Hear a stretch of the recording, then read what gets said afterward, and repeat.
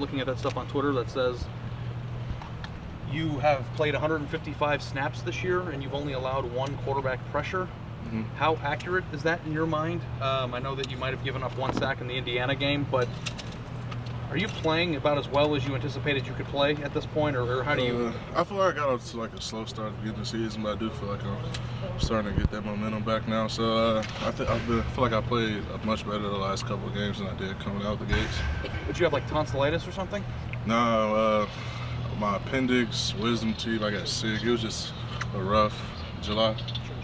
Oh, Coach Meyer was just saying he still doesn't think you're 100%. He says you're playing great, but he still doesn't think you're fully recovered. Is that accurate? Are you still not fully recovered from all I'm that? getting back into things. I'm feeling pretty good. So your appendix had an issue and you had your wisdom teeth pulled in the same time? Yeah, it was right after each other. Sounds like not a bad fun month. time. July was terrible. So how much weight did you end up losing during that time, and has it been a battle to gain it back?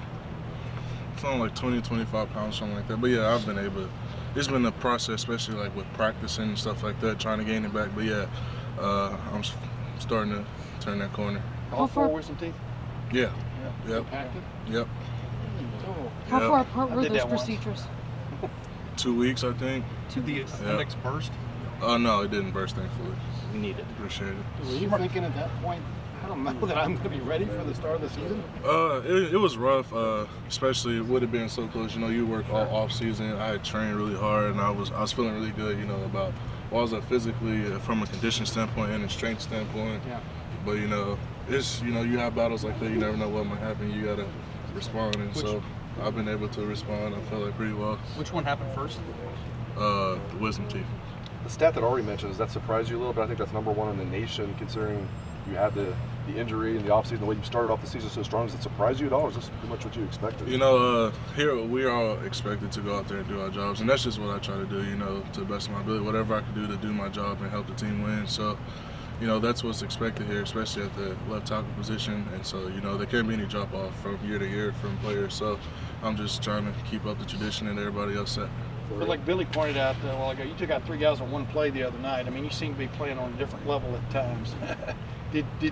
Was the other night kind of your best foot forward so far this season? Oh yeah, I think that was my best game so far. But that's kind of what you want, you know. You want to keep improving every week. You don't ever want to look back and be like, oh, I didn't play as good this game as I played last. You know, you always want to be improving. So that's just that's what I want to keep doing throughout the season. You know, me and Coach Studs talking about that a lot.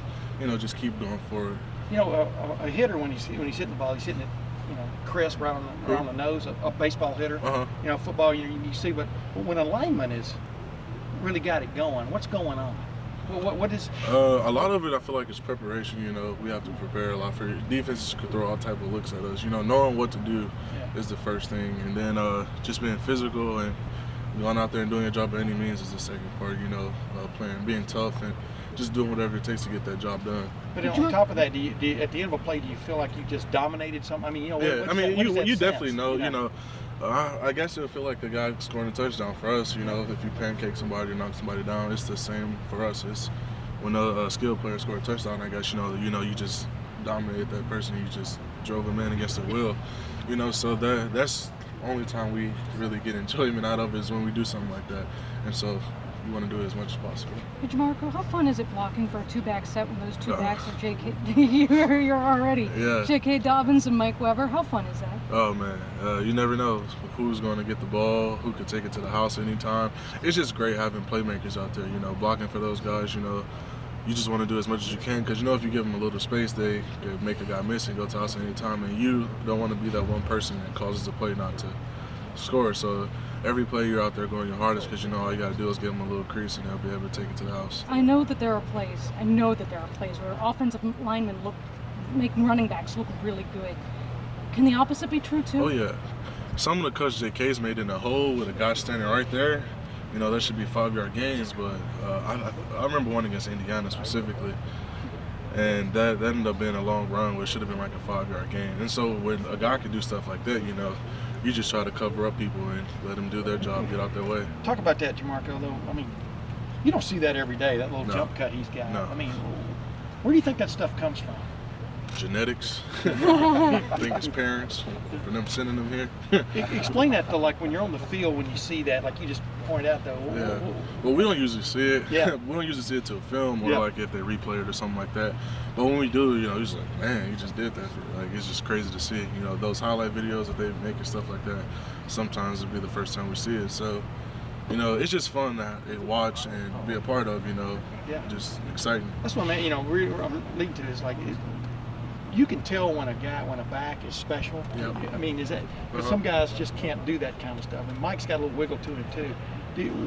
What do you think about J.K. though? Is he special in that regard? I definitely think he is. I mean, he set records here at Ohio State for a freshman, and I think he broke my Reese Claret record.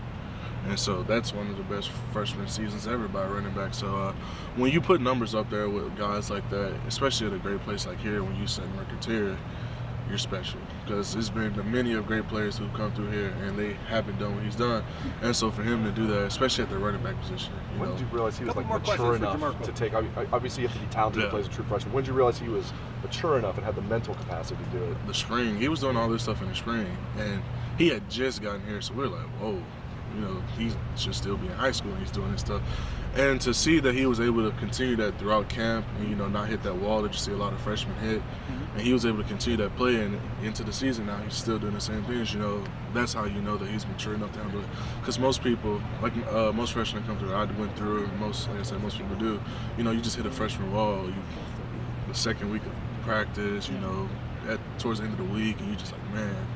But he never hit that wall, he just kept going and going. And so for a player to be able to go through a camp here and look like a veteran as a true freshman, that's pretty special. Jamarco, Coach Stroud was saying, when you guys need a big play or you guys need to, get a close run, it's your side, it's you, Michael, and Billy. That's a pretty good left side to run behind. How much do you embrace that, and how much stock do coaches maybe take in when you guys want to have the ball run behind you and you say, Coach, run the ball behind me? How much do they take that from you? They definitely listen, when you step up. I feel like you show them that you have that confidence. I take it when I said the receivers earlier, it's like a receiver telling the coach they want the ball, put the ball in my hands, I'll make a play. Run the ball behind us, we'll get the job done. It's the same thing, that's the type of feeling we get out of it. Like I said, we're just out there trying to go do our job and help the team win as best we can. And, in those situations, everybody wants to be relied on in those situations. So it feels good knowing that the coaches have confidence in us. Did you hear from some of the former Ohio State standout offensive linemen? Like a lot of linebackers will say they'll hear from Quan, or they'll hear from some other guys like Shazier. Do you talk to Taylor Decker? Do you talk to any of the guys that have come before you? Yeah, I still talk to Taylor. Chase was up here today. Pat, I still talk to Pat. Daryl, all those guys who are here. I've even talked to Jack Muhart and Kirk Barton. He still comes around too.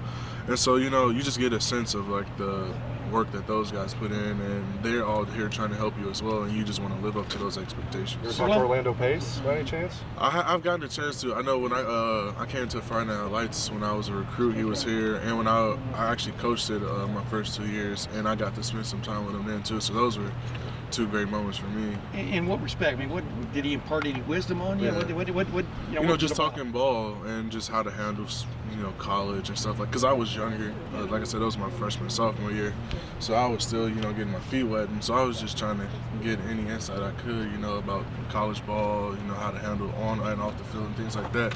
And a lot of times with guys like that, one of the best linemen ever played, we get so fascinated in them as the player when they're really just like us normal people.